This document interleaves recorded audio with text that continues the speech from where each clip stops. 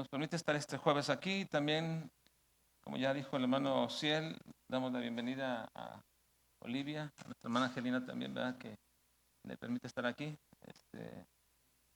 ¿Y no, su hija no viene? Ah, bueno, entonces también.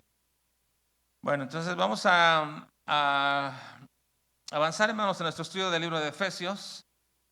Si Dios permite, yo creo que este año culminamos Efesios. Bueno, prácticamente en 2 meses más terminamos el libro de Efesios.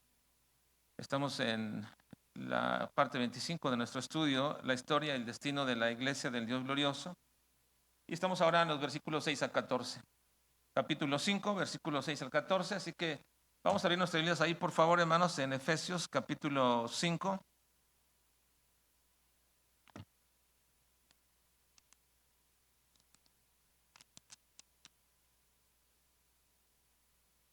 Versículos 6 al 14.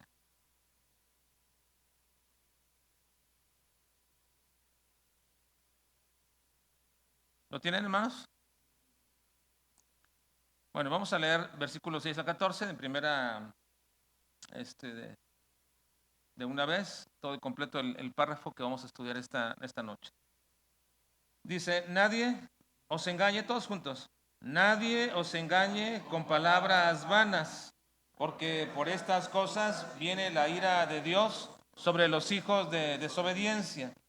No seáis pues partícipes con ellos, porque en otro tiempo erais tinieblas, mas ahora sois luz en el Señor. Andad como hijos de luz, porque el fruto del Espíritu es en toda bondad, justicia y verdad, comprobando lo que es agradable al Señor. Y no participéis en las obras infructuosas de las tinieblas, sino más bien reprendedlas, porque vergonzoso es aún hablar de lo que ellos hacen en secreto. Mas todas las cosas, cuando son puestas en evidencia por la luz, son hechas manifiestas, porque la luz es lo que manifiesta todo. Hasta ahí. Bueno, sigamos al 14. Dice, por lo cual dice, todos, despiértate tú que duermes y levántate de los muertos y te alumbrará Cristo. Muy bien. La semana pasada les dije que vamos a dividir nuestro capítulo 5, hermanos. El capítulo 4 y capítulo 5 corresponden a la iglesia en el tiempo presente. Recuerden que el libro de Efesios es toda una carta, una entonación de un canto, de una declaración acerca de la iglesia de Dios. No es que la iglesia de Dios sea el centro del estudio bíblico, no es que la iglesia de Dios sea lo principal que uno tiene que observar, es Cristo. Pero Cristo, hermanos, amó a su iglesia, pero Cristo murió por su iglesia y por lo tanto sí hay una connotación de importancia para la iglesia, pero no es la primacía. La iglesia no es la primacía, es Cristo, porque la iglesia es ¿de quién? De Cristo. Por lo tanto, en el capítulo, en este libro, hermanos, de Efesios, encontramos en el capítulo 1 y capítulo 2 el pasado eterno y el futuro eterno de la iglesia. Ya lo estudiamos eso, ¿verdad? Ya hablamos acerca de lo que el apóstol habla en el capítulo 1, del pasado eterno y también del futuro eterno, y que ya estamos sentados con Cristo en lugares celestiales. Pero después, hermanos, llegamos al capítulo 4, y en el capítulo 4 el apóstol Pablo, después de darnos todo un panorama teológico de todo, la importancia de estar en Cristo, de la importancia de haber sido escogidos en Cristo, de la importancia de también ser predestinados en Cristo, de la importancia de vernos ya en lugares celestiales con Cristo, de la importancia de todo el proceso de cómo Dios nos fue llevando a un llamamiento de su salvación. Llegamos al capítulo 4 y al capítulo 5, que son, diríamos, las cuestiones prácticas de una iglesia que está presente. ¿Cómo debe una iglesia vivir de acuerdo al llamado glorioso que tuvo? Por eso el apóstol Pablo dice en el capítulo 4, iniciando, que nos ruega y que nos pide que andemos como es digno de la vocación con que fuimos llamados. A partir de ese momento, con esta frase, el apóstol Pablo comienza a hablar de la iglesia en el tiempo presente. Es decir, desde que Cristo fundó a su iglesia, el tiempo presente de la iglesia es de que Cristo fundó la iglesia hasta que venga por ella. El tiempo presente no se refiere aquí al siglo XXI, ni al año 2025. El tiempo presente de la iglesia se refiere desde que Cristo la fundó hasta que Cristo venga por ella, porque el tiempo presente de la iglesia aún continúa, no ha terminado, comenzó con Cristo, terminará con Cristo viniendo por su iglesia. Ahora, todo este periodo de la historia de la iglesia está marcado, hermanos, por el apóstol Pablo en los capítulos 4, capítulo 5 y capítulo 6 para establecer el tiempo presente de la iglesia. Ahora pues, una cosa, hermanos, es muy importante entender, y ya empezamos la semana pasada a verlo, que vamos a ver esta vida presente de acuerdo a una frase que el apóstol Pablo utiliza, no solamente en esta carta, pero la usa en varias cartas, ¿verdad? Pero principalmente en esta carta la utiliza una frase para hablarnos de cómo debe ser la vida de la iglesia en el tiempo presente. ¿Y qué frase utiliza el apóstol Pablo? ¿Recuerdan? Lo enfatizamos la semana pasada un poquito, yo sé que se nos olvidan las cosas, ¿verdad? Pero hay una frase que el apóstol Pablo utiliza para hablar de la vida diaria y práctica de la iglesia. ¿Cuál? Andar, ¿verdad? Andar. El andar. Y lo repite una y otra vez, el andar, el andar, el andar, porque el andar es precisamente la vida de la iglesia. ¿Cómo debe de andar? Y el apóstol Pablo divide, hermanos, este capítulo 5 en 4 partes de cómo debe de andar. Ya vimos andar como hijos amados. Andar como hijos amados, porque nuestro Dios es un Dios de amor. Por lo tanto, somos hijos amados. Andad en amor como hijos amados. Bueno, ahora vamos a ver andar en luz como hijos de luz. Y esa va a ser nuestra segunda parte, ¿verdad? Ya vimos versículos 1 al 5, andar en amor como hijos de un Dios de amor. Ahora veamos andar en luz como hijos de luz. Así que céntrese, hermanos, en la escritura. Si usted tiene cansancio, sueño, somnolencia, céntrese en la escritura.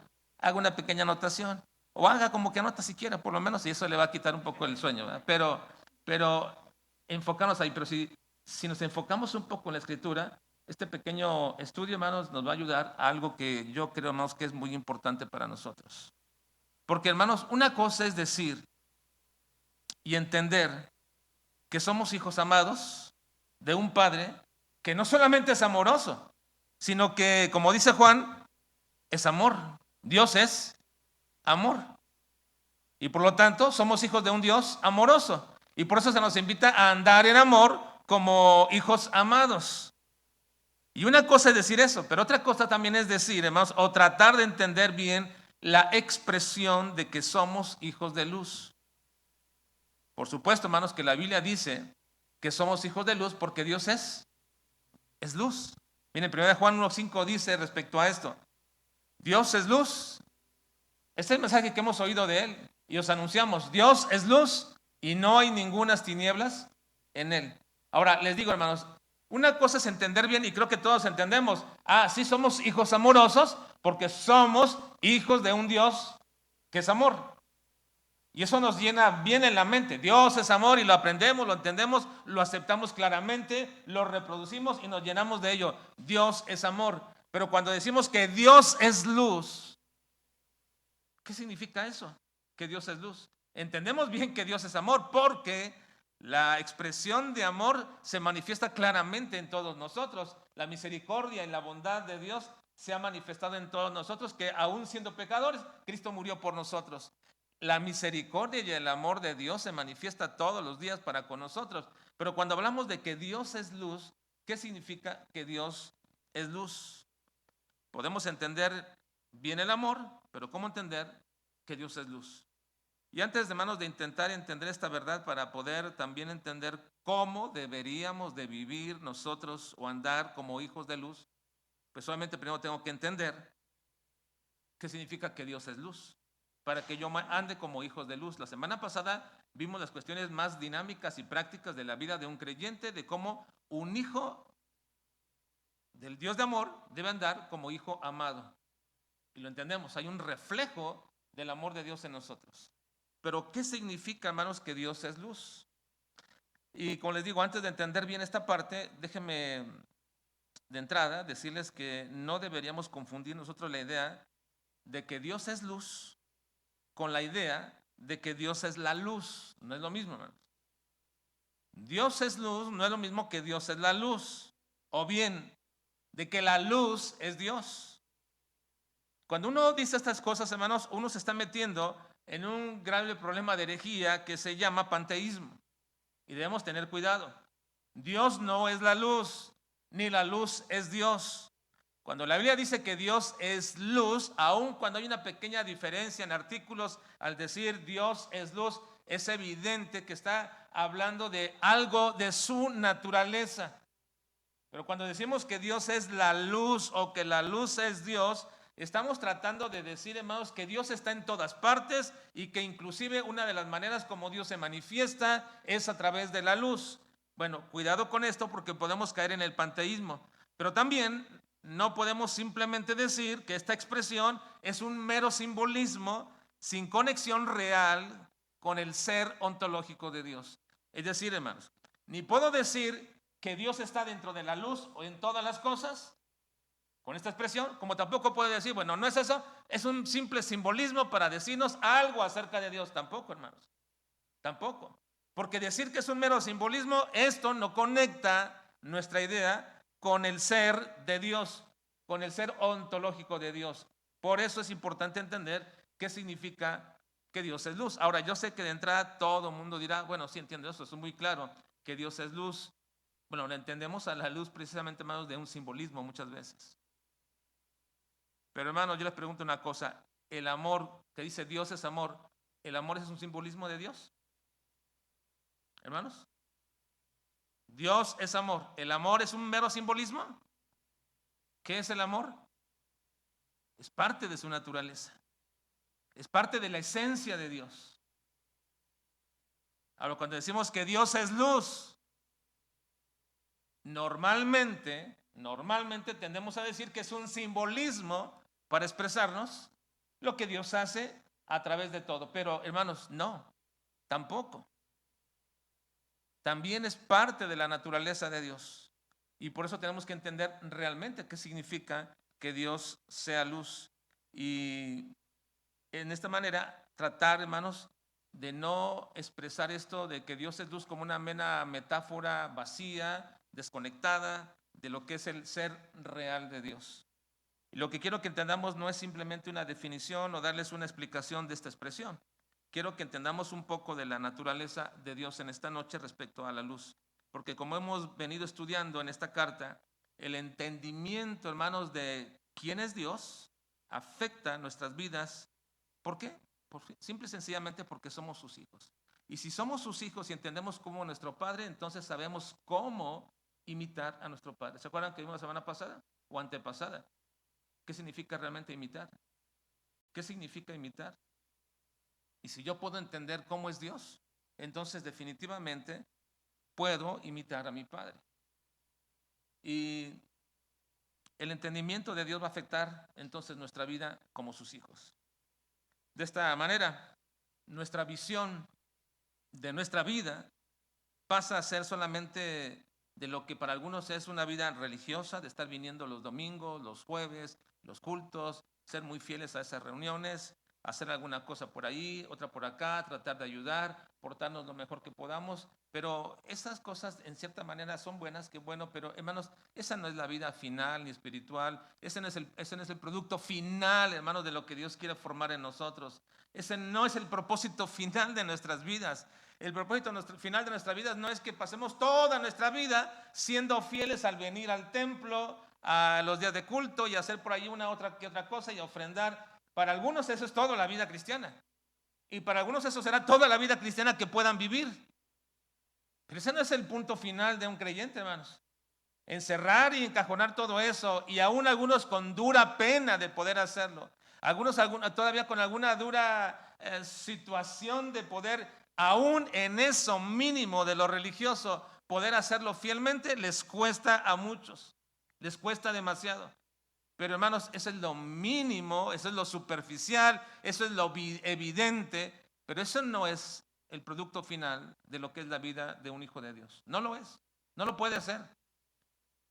Eso simplemente es una vida formalista, religiosa, y que muchas veces al Señor también detesta. Eso sería terrible, hermanos, que lo mejor que puede hacer para mí, el Señor lo detesta. ¿Se acuerdan lo que dijo el Señor respecto en Isaías, hermanos? Que vuestras justicias son para mí como ¿qué? Trapos de inmundicia. Ahora piensen, hermanos, en esto. Lo mejor que nosotros podemos hacer en una vida religiosa, como venir, sentarnos aquí, estar atentos, tratar de no dormirnos, tratar de mantener la atención, cosas como estas, esas cositas, es lo mínimo que alguno podría hacer, pero eso podría ser hasta para el Señor mismo, podría ser detestable, desechable, como le dijo al pueblo de Israel. Ya no me traigan más vana ofrenda. Me traen todo lo que les he pedido. Son ordenados en traer. Si les pedí un macho cabrío, traen un macho cabrío. Si traen una paloma, lo traen también. Si van a hacer esto, aquello, de acuerdo a la ley, lo traen de esta manera. Pero para mí eso no sirve absolutamente porque este pueblo de labios me honra, pero su corazón está lejos de mí. Ahora, ¿no les parece que es lo que a veces hacemos nosotros? Un sacrificio vano cada domingo, cada culto. Hermanos, ¿no les parece que a veces hacemos eso? Seamos sinceros. ¿No les parece que alguna vez hacemos este tipo de sacrificios vanos simplemente en venir, sentarnos y medio estar aquí y medio cumplir y busco una manera como distraerme, cómo salir, cómo entrar, cómo estar, porque yo quiero que se terminen las 2 horas rigurosas, religiosas, que las que tengo que estar aquí en el culto y se acabó? ¿No les parece que eso es un vano sacrificio, hermanos? Sí, lo mejor de nuestra justicia puede ser detestado por Dios. Ahora, ¿por qué sucede esto, hermanos? Porque no hemos logrado conocer a Dios. No digo que no creas que Él es tu Señor, no digo que no creas que Él es tu Salvador, no digo que no creas en Él, como mencionaba Víctor, con algunas de esas perfecciones que hemos estudiado y proclamamos desde la palabra de Dios. No digo que no sepas eso, sino que no has logrado conocer a Dios realmente, porque cuando conoces a Dios realmente, tu vida comienza a ser transformada de manera inherente. El conocimiento es inherente a un cambio. Hay quienes detestan el conocimiento y quienes dicen, ¿para qué queremos tanto conocimiento? Pero hermanos, el conocimiento de Dios es lo que Dios demanda. Conóceme, esto es lo que yo quiero. Si te vas a alabar, alábate en que me conoces. Ahora, ¿por qué no simplemente darles una definición de lo que significa que Dios es luz, sino que conozcamos un poco de la naturaleza de Dios? Yo no sé, ¿hace un poquito de calor, hermanos? Yo creo que... Un segundo, ¿verdad?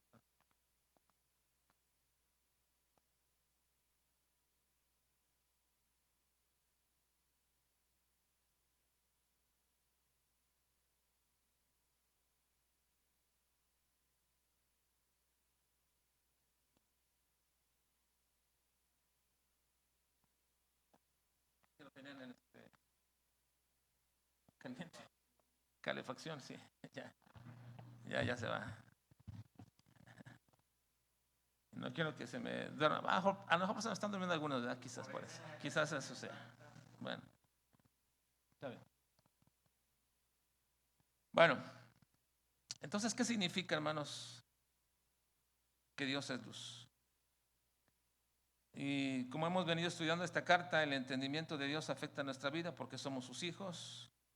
Nuestra visión de nuestra nueva vida cambia de ser una vida religiosa, formalista, y tendremos ahora una visión clara cuando yo creo realmente y entiendo quién es Dios, mi vida comienza a cambiar. Es un proceso, hermanos. Yo no espero que una persona cuando escucha una predicación y se expone a Dios, no pienso que en ese momento las personas creyentes que llegan a nuestra iglesia comienzan a ser transformados y cambiados. No, hay un proceso en la vida una y otra vez hasta que de pronto, como dijo Cristo o el apóstol Pablo, Cristo se vuelve a formar en ellos, se vuelve a formar otra vez.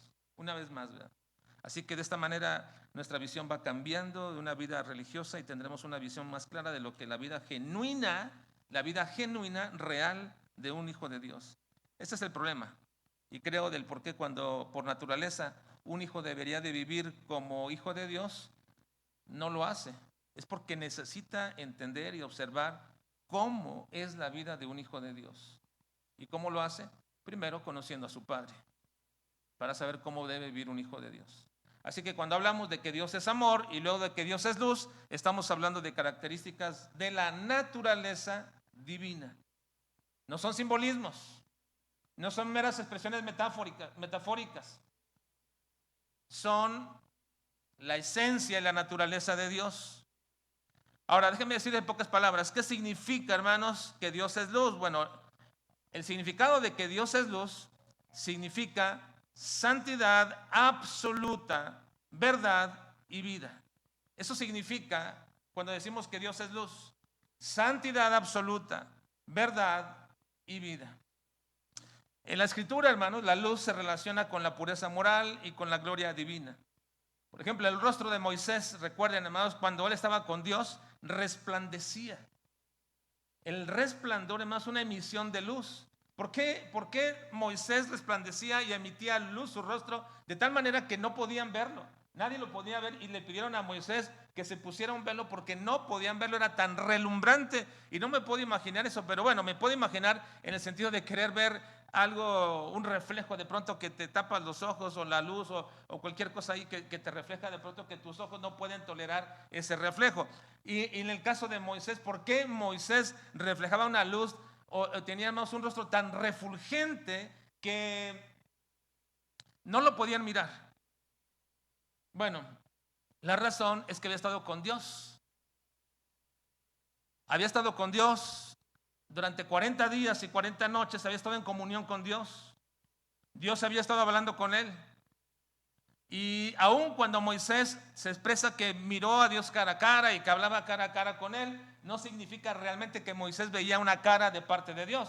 No, porque Dios no tiene un rostro, Dios no tiene una forma de hombre o de varón o de humano, pero lo que él veía simplemente era el resplandor de la gloria de Dios. Él veía el resplandor de la gloria de Dios y ni siquiera la veía tan directamente, sino que la veía por una hendidura, ¿recuerdan? La tuvo que ver por una pequeña hendidura, porque si la hubiese visto completamente, le decía el Señor, vas a morir, pero no podía verla ni siquiera. Ahora esa pequeña hendidura por donde Moisés podía ver el resplandor de la gloria de Dios, le impregnó tanto a Moisés que cuando Moisés bajó con una cara resplandeciente, relumbrante, de tal manera que no podían verlo. Eso significa, hermanos, en cierta manera, que Dios es luz. Un hombre que está en comunión con Dios refleja la luz del Señor. Y por eso decimos, hermanos, que esa luz es la gloria del Señor. La luz representa la gloria del Señor. Los serafines que vio Isaías, hermanos, sentados, cuando vio al Señor sentado en el trono, y nos dice, ¿verdad?, que vio esta visión tan grandiosa, como el Señor estaba sentado en su trono con su ropaje que descendía por todo el estrado y llenaba todo el templo, y la gloria del Señor llenaba el templo, y los serafines cantaban y alababan en aquel canto celestial que se conoce como el trisiagión, ¿verdad? Es decir, un canto de entonación de la santidad de Dios, y repetían una y otra vez, ¿verdad? Santo, santo, santo. Todo aquello estaba proclamando la gloria irradiada de Dios. Por lo tanto, cuando decimos que Dios es luz, estamos hablando de la gloria de Dios resplandeciente. Que cuando el mismo Isaías lo ve en su visión, ¿qué dice él? Ay de mí, que soy muerto. Porque estaba viendo a un Dios glorioso, santo. Así que los serafines proclamaban la santidad de Dios. La visión era deslumbrante, resplandeciente. Ahora Juan añade, hermanos, en su carta, su primera carta, diciendo que Dios es luz y no hay ningunas tinieblas en él. No hay nada oscuro. No hay nada que Dios quiera tapar o oscurecer o esconder. No hay ningunas tinieblas en él. Por lo cual, hermanos, estas expresiones tanto de la santidad y la gloria de Dios manifestada con Moisés, con Isaías y con la misma declaración de Juan, enseña que la ausencia total que existe en Dios es de maldad. No la hay. La luz de Dios es la pureza moral, la santidad completa, absoluta de la gloria divina. No hay ninguna tinieblas en Dios. También, hermanos, la luz de Dios alumbra el error, ilumina sobre las tinieblas, desaparece la ignorancia, porque la luz expresa todo en Dios, diciéndonos que todo en Él es verdad. En Dios no hay ninguna mentira. En Dios no hay ninguna verdad a medias. Todo en Dios es verdad. Por lo tanto, hermanos, la luz representa la santidad absoluta, la gloria del Señor, la verdad y la misma vida. Eso es la naturaleza de la luz en Dios. Cuando decimos que Dios es luz, no estamos hablando de simbolismos de cómo Dios se puede representar. Estamos hablando de la naturaleza de Dios. Entendemos bien la naturaleza del amor de Dios, ¿verdad, hermanos? Porque lo hemos experimentado. Todos aquí hemos experimentado la naturaleza del amor de Dios, ¿no es así? Todos. Yo creo que no hay aquí, hermanos, no podría haber ninguno aquí, aun cuando alguno diga, yo no soy cristiano, alguno dijera, yo no creo en Dios, no importa, pero tú has experimentado esta manifestación del amor de Dios. Pero cuando hablamos de luz, estamos hablando de una parte de la naturaleza de Dios que es imposible, hermanos, que nosotros podamos pasar desapercibida. No podemos. La gloria, la santidad, la verdad y la vida, eso significa que Dios es luz. Bueno, habiendo entendido esto de entrada, porque no quiero, obviamente como dijo, no quiero en este momento llegar a la culminación completa de una doctrina como lo que es la luz de Dios, o que Dios es luz en su santidad o en su naturaleza. Quiero que veamos al texto entonces y observemos cómo es que siendo hijos de Dios, somos hijos de luz, y como hijos de luz, ¿cuál debe ser nuestro andar? ¿Cuál es el andar de un hijo de luz? Y vamos a verlo en tres, varias características, iba a decir tres, pero en realidad no son tres, son varias características de lo que significa andar en luz. Porque nuestro título, hermanos, de esta noche es andar en luz como hijos de luz. Entonces vamos a ver, versículos 6 y 7. Leamos, por favor, hermanos. Versículos 6 y 7. Lean, por favor, hermanos.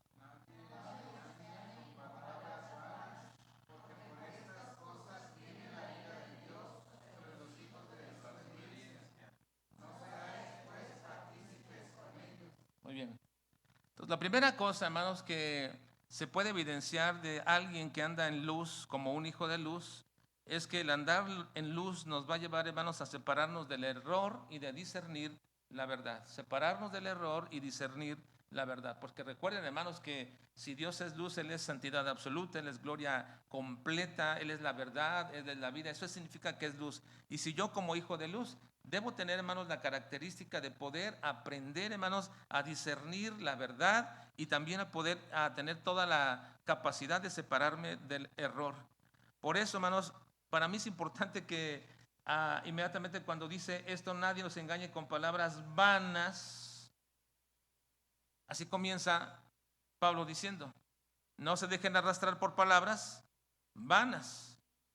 Y dice que Dios se aira contra esas personas que si lo llegan a hacer y se dejan llevar por las palabras vanas, entonces les llama hijos de desobediencia. Ahora, siempre, hermanos, pensamos en cuestiones filosóficas, doctrinas inclusive, ¿verdad? De errores doctrinales o herejías. Y pensamos, hermanos, tengan cuidado, no se dejen mover por estas herejías, por esas filosofías huecas y cosas como estas. Pero algo aquí que me llama la atención, hermanos, es que nosotros no necesitamos ser arrastrados por maestros o sofistas necesariamente para incurrir en este problema. Hay otros tantos que sin ser maestros, ni filósofos, ni sin ningún título o preparación académica, son perfectos embaucadores. Son gente muy embaucadora. Es decir, que atraen y engañan. Te atrapan. ¿Y cómo te atrapan? Dice el apóstol Pablo, con palabras. Nadie os engañe con qué. ¿Con palabras qué? vanas, con palabras vanas, te atrapan con palabras vanas. ¿Y cómo es eso que te atrapan con palabras vanas? No necesitas ser un maestro hereje, ni un filósofo, ni ser engañado con ninguna falacia, ningún sofisma, con ningún tipo de cosas que se metan de pronto ahí y enreden tu mente con todo eso. No. Simplemente te atrapan con palabras vanas. ¿Y cómo se hace? Mediante una simple charla, una plática sobre aquello que no edifica, que no ayuda, que no genera en ti un crecimiento de amor por tus hermanos, ni te ayuda a crecer a ti en tu vida espiritual. Simplemente con eso. Las palabras vanas no vienen de un filósofo engañador, de un hereje. Las palabras vanas vienen de cualquier persona con una plática sencilla, con una charla sobre aquello sencillamente que no edifica. Y me puedo pasar horas hablando con personas sobre cosas que no edifican, que no me van a ayudar y que no van a generar en mí ningún amor por mis hermanos, ni me van a ayudar a crecer a mí en el Señor.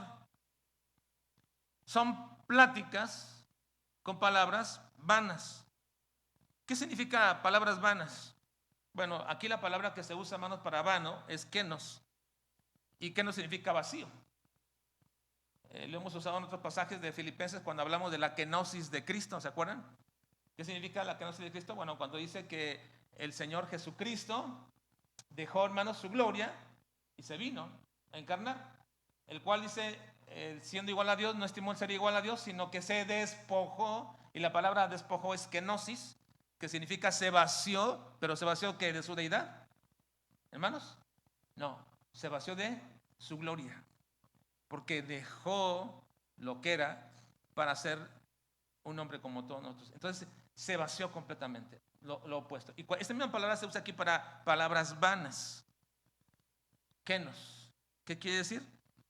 Palabras vacías.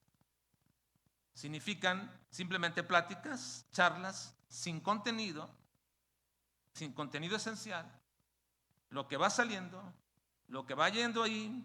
Y normalmente, hermanos, déjenme decirles que cuando nuestras pláticas no tienen un propósito definido, y aun cuando no lo tengan y simplemente es un encuentro ocasional y estamos platicando y no lo dirigimos hacia algo más espiritual y bíblico, entonces lo más fácil va a ser que lo dirijamos a cualquier otro tipo de cosas que van a entorpecer, que van a echar a perder nuestra vida, que van a ensuciar nuestra mente, que van a quitar de nuestro corazón el amor, el cariño por nuestra familia, el esposo, la esposa, los hermanos de la iglesia, porque hermanos, aun cuando nuestras pláticas en las casas que tengamos o en las comidas que podamos tener o en los encuentros casuales que podamos tener, si finalmente después de platicar y las cosas normales y ponernos al día sobre algunos asuntos, no comenzamos a dirigir nuestra mente como hijos de luz, no comenzamos a dirigir nuestra plática hacia algo más espiritual, hacia algo que me ayude más o que ayude a la persona o que nos haga o algún momento visualizar las cosas más espirituales. Si no las dirigimos ahí como hijos de luz que somos, entonces va a ser dirigida a cualquier cosa que es vano, que es vacío. Y cuando eso es vano y vacío, esas pláticas son continuas y constantes, en lugar de bendecir, maldicen nuestras vidas. En lugar de beneficiarlas, las perjudican. Y eso sucede muy continuo. Así que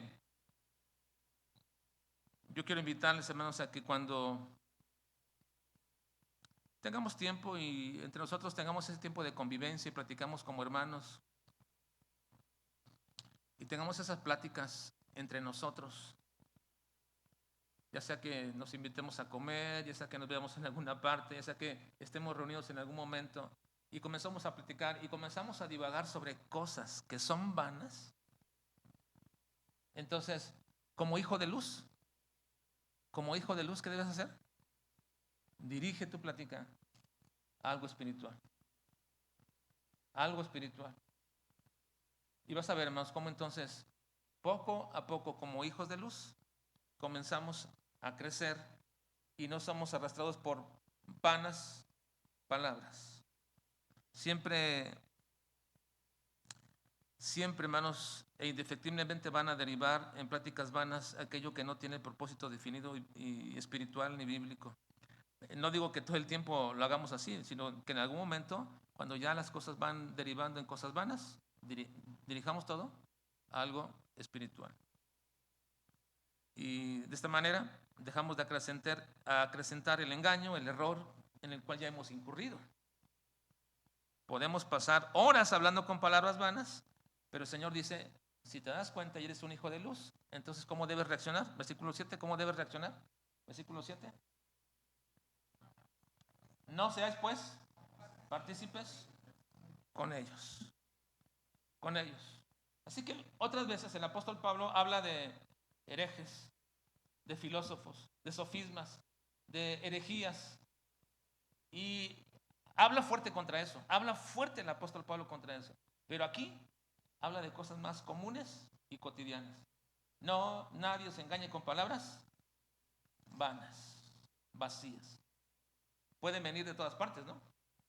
Hermanos, pueden venir de todas partes, de todos lados. Puede venir dentro de nosotros o de la gente del mundo.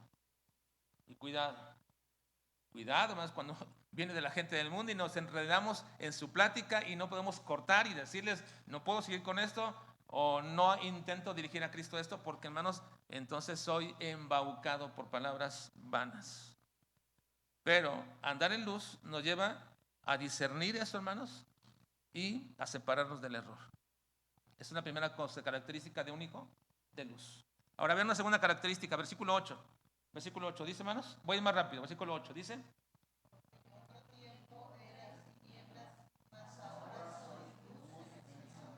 Andad como hijo de luz.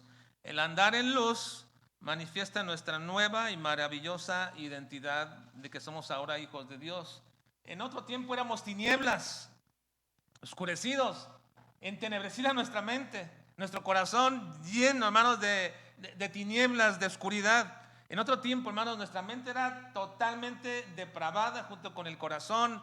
Estábamos en tinieblas, pero ahora, dice, son luz en el Señor. Así que el apóstol Pablo nos dice que no es que solamente estamos en la luz, sino que somos luz por estar unidos con Cristo. Así que, hermanos, el andar en luz, simple y sencillamente, también es una forma de manifestar nuestra nueva y maravillosa identidad. La gente debe saber que somos cristianos. Quizás no decir, tú eres luz, pero sí van a entender que tú estás alumbrando y siendo una diferencia entre las tinieblas de este mundo. Sí lo saben.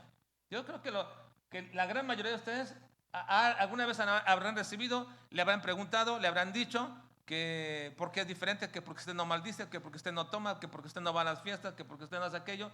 Le habrán preguntado todo eso y eso es evidente porque usted es un hijo de ¿qué? De luz. Así que, hermanos, el andar como hijos de luz es un andar donde quiera que estamos, que muestra y manifiesta nuestra maravillosa identidad que ahora tenemos. No solamente estamos en luz, somos luz por estar unidos con Cristo.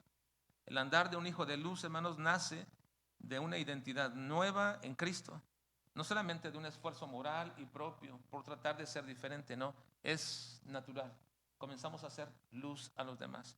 Tercera cosa del andar en luz, versículo 9, dice, lean por favor, hermanos.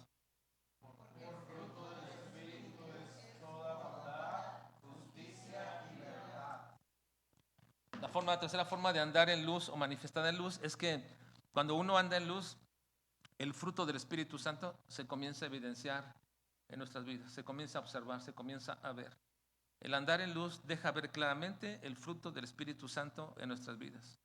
Dice este versículo 9 que se manifiesta en bondad, justicia y verdad. La bondad es el amor de Dios en acción en nuestras vidas. Esa es la bondad que también reflejamos hacia los demás. La justicia es la rectitud, la integridad moral y social que tenemos también con los demás. La gente lo percibe. No solamente es para mis adentros, no solamente yo digo hice las cosas rectas y pienso que lo hice bien. No, la rectitud no es una percepción subjetiva. No, la rectitud además es una manifestación de integración moral que es visible en el trato con nuestros semejantes como lo hemos visto, hermanos, anteriormente, que la unidad del Espíritu se guarda entre los creyentes cuando unos a los otros nos tratamos de acuerdo a lo que el Espíritu provoca en nosotros. Esa es la justicia, la rectitud, la integridad moral y social, y también la verdad, que es una transparencia, sinceridad y fidelidad. Es cierto, hermanos, nadie puede tener todas esas cosas en absoluto y todos batallamos. Y algunas veces cuando somos reconvenidos, qué bueno cuando somos reconvenidos para poder decirle, Señor, gracias porque a través de esto, de ser reconvenido en mi vida a través de estas cosas,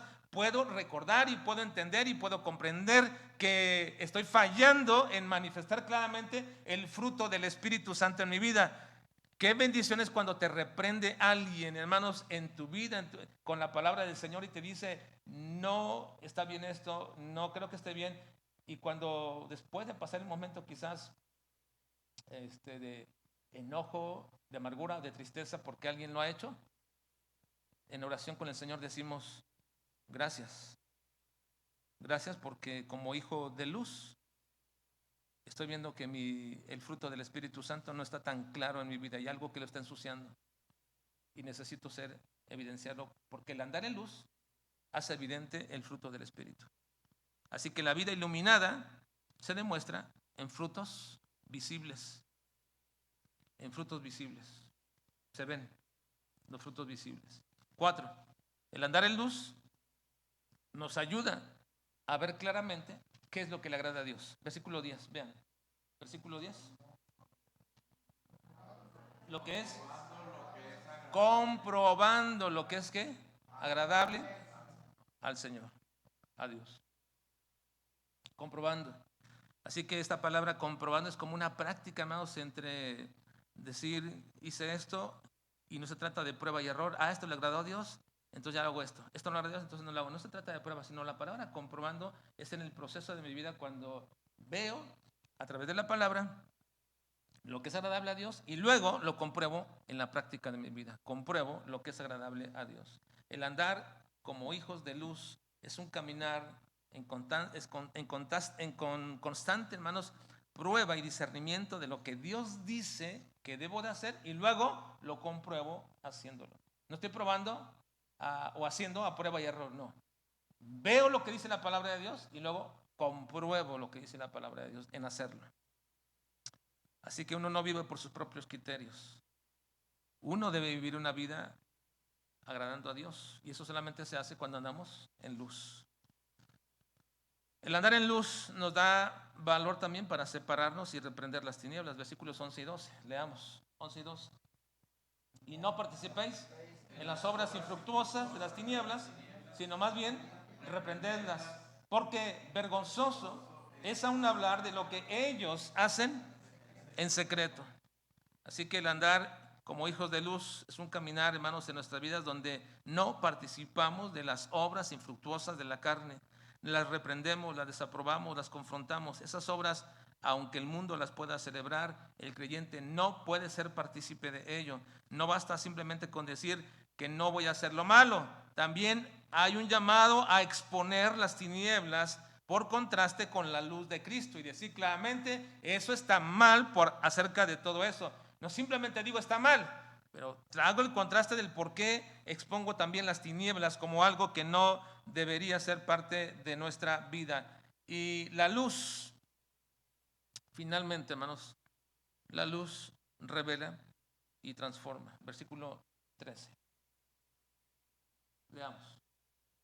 Mas todas las cosas, cuando son puestas en evidencia por la luz, son hechas manifiestas, porque la luz es lo que manifiesta todo.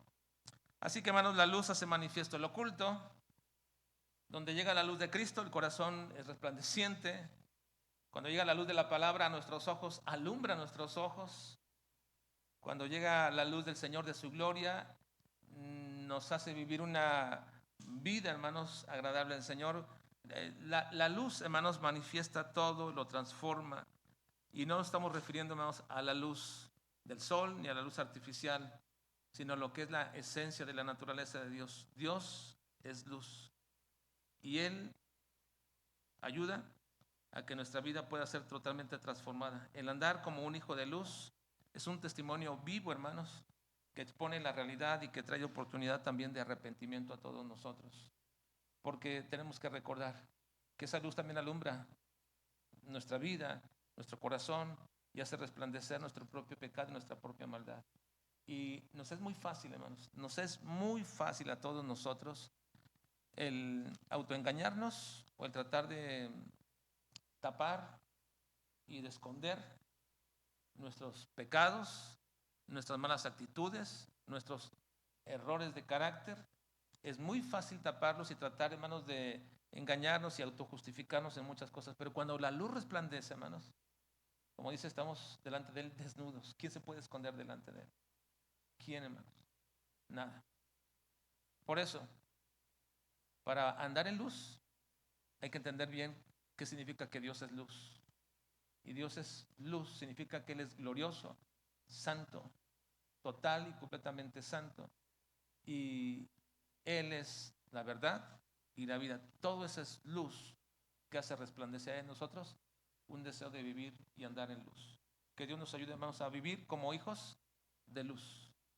Vamos a orar, por favor.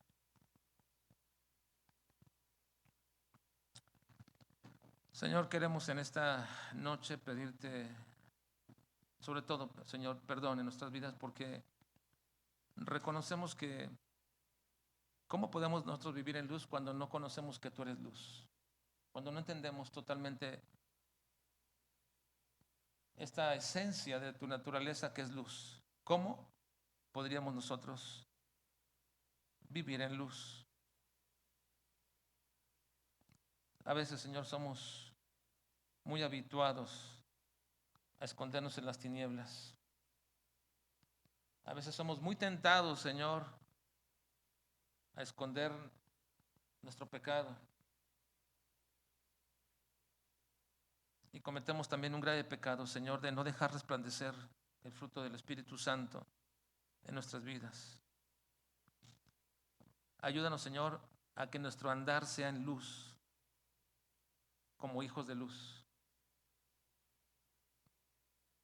Permítenos que en este proceso, aunque sea difícil, Señor, y a veces tengamos que reconocer y pedir perdón y arrepentirnos, Señor, y volver otra vez a caminar en luz, que no desistamos, Señor, que prosigamos, porque somos tus hijos y somos hijos de luz. Por eso debemos andar en luz. Ayúdanos, Padre. Te lo suplicamos y lo pedimos en Cristo Jesús. Amén. Vamos a culminar, hermanos, en este momento nuestro tiempo de